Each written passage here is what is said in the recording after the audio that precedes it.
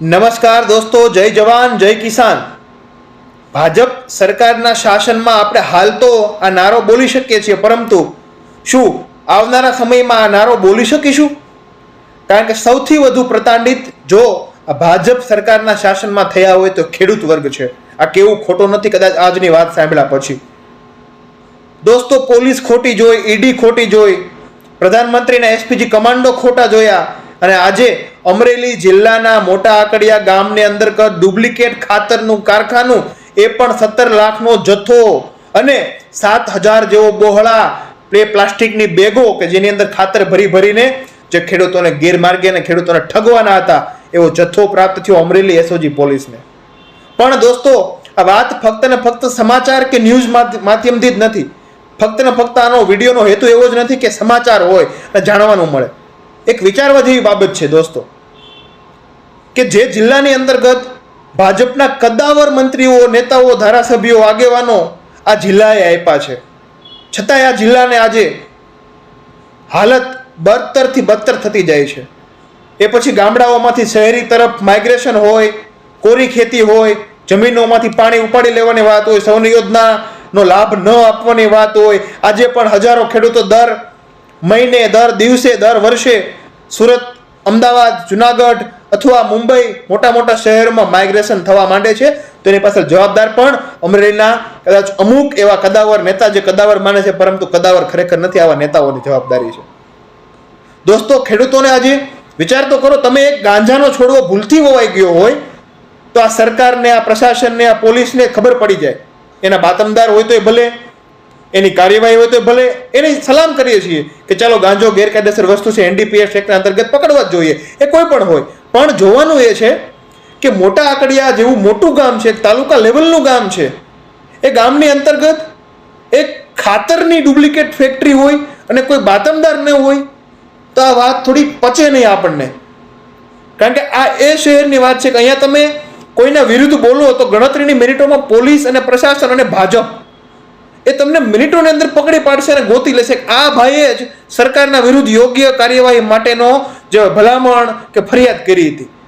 તો વિચાર કરો, સારા કામ કરતા હોય છતાંય એ ઘડીના છઠ્ઠા ભાગમાં પકડી લેતા હોય આ સરકાર અને ભાજપ સરકારના અમુક ભાગના લોકો. તો વિચાર કરો, આવડું મોટું 17 લાખનો ત્યાં માલ હાજર હતો અને 7,000 જેવી બેગો હાજર હતી ખાતરની. આ કેટલી હદે યોગ્ય કહેવાય કે આટલા સમય સુધી આવેલો? એની શું ગેરંટી કે અમારા હજારો ખેડૂત ભાઈને આ ખાતર નહીં પોરવું હોય? ઘણા બધા ખેડૂતોને ખાતર પોરવું હોય છે અને ઘણા બધા ખેડૂતોને બિચારાને એમ હોય ખાતર નાખશું એટલે સારા ચણા થાય, સારા ઘઉં થાય, સારો કપાસ થાય, સારો બાજરો થાય, સારી જુવાર થાય, ડાંગર થાય. પણ એને શું ખબર કે આ ભાજપ સરકારના કુશાસનના કારણે ચાલતી એ ખાતરની ફેક્ટરીમાંથી આવેલો ખોટો જથ્થો છે. દોસ્તો, આપણે જાગવું પડશે અને આ ભાજપ સરકારને સવાલોના માધ્યમથી નહીં, ફરિયાદોના માધ્યમથી નહીં, આવનાર સમયમાં આ સરકારને પરિવર્તનના માધ્યમથી આપણે એને જવાબ આપવો પડશે કે જો તમે ખેડૂતોનું ભલું ઈચ્છતા ન હોય, જો તમે ખેડૂતોના હિત માટે રક્ષણ ન કરી શકતા હોય તો તમને કોઈ હક નથી સત્તા ભોગવવાનો. દોસ્તો, આપણે ગુજરાતની અંદર 30 વર્ષોથી એક ચક્રી શાસન આપ્યું છે, પણ આપણા ગુજરાતને શું મળ્યું છે? વસ્તુમાં ડુપ્લિકેટ, પેપરમાં ફૂટ અને માણસોમાં દાદાગીરી અને દમનગીરી. આના સિવાય કંઈ મળ્યું હોય તો કહેજો. જો તમે સાચી વાત કરો, તમારા ઘર સુધી ભાજપના લોકો આવશે દબાવવા, ભાજપના લોકો આવશે તમે ડરાવવા, પોલીસને આગળ કરશે, કેસ કરશે, આ બધું કરશે. પણ દોસ્તો, આવું ક્યાં સુધી હું પૂછવા માંગુ છું? ગુજરાતમાં 56 લાખથી વધુ ખેડૂત મિત્રો છે. દોસ્તો, આપણા સૌએ મન મક્કમ કરવા પડશે અને આ ભાજપ સરકારના તાનાશાહ, ભાજપ સરકારના અરાજકતાને હવેથી પરિવર્તનના નામથી બદલાવવો પડશે. દોસ્તો, આજે આ ખાતરની ડુપ્લિકેટ ફેક્ટરી આવી, કાલ સવારે તમને બિયારણ પણ આવા પોરવી દેશે, એની ગેરંટી શું છે? બે શબ્દો બોલે ભાજપ સરકારના કૃષિ મંત્રી કે આ કોની વિફળતા છે?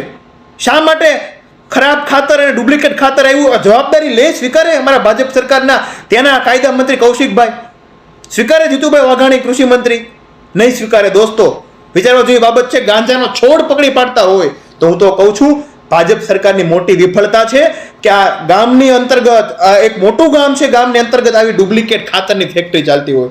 દોસ્તો, જાગો, પોતાની જાતને જગાવો. આપણે ખેડૂત છીએ એની ખમીરાઈ ઓળખો. દોસ્તો, જય જવાન જય કિસાન નારો તો જોરથી બોલી શકીએ છીએ, પણ શું ખરેખર આપણે એવું કહી શકીએ છીએ કે ભાજપ સરકારના કુશાસનથી આપણે સૌ કોઈ એક ખેડૂત ભાઈને એમાંથી આપણે રહેમ થયો હોય કે આપણે હેરાન ન થયા હોય? કેટલી પીડા દોસ્તો! 30 વર્ષ પછી ચાલ્યું હોય તો એક અંધ હોય ને, અંધ એને દેખાવા મળે 30 વર્ષ જો એક ચક્રી ચાલતું હોય તો. આ તો 30 વર્ષથી આપણે ચાલ્યો છે ને આપણે બધા હકાવા દીધું ત્યારે ને. દોસ્તો જાગજો. કાલ સવારે ખાતરની ફેક્ટરી પકડાણી છે, કાલ સવારે બિયારણ અને પછી ખોટા દસ્તાવેજ હાથબાર, આવું તો ખૂબ ચાલે છે દોસ્તો.